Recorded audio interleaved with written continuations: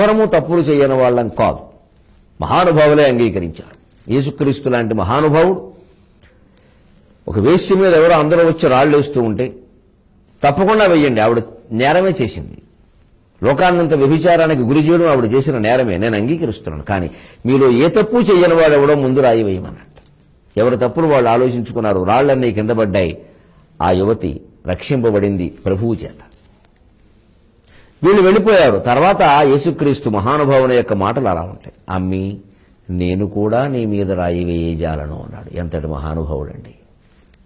మతం ఏదైతే, దేశం ఏదైతే ఏమండి, నీతి నేర్చుకోవడానికి ముందు ఆ వేశ్య ఆ మోకాళ్ళ మీద కూర్చుని ఎంత బాధపడి ఉంటుంది, ఎంత పశ్చాత్తాపడి ఉంటుంది.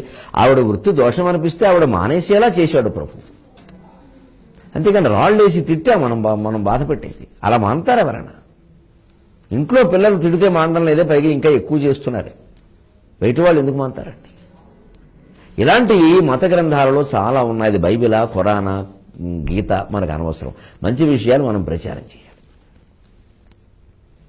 ఆ సద్విషయ ప్రచారం ద్వారానే మనకి లోకంలో మంచి సమాజం ఏర్పడుతుంది. క్రిస్మస్ పండుగ సమీపిస్తున్న సందర్భంగా ఈ మాటలు అందిస్తూ ఉన్నాను.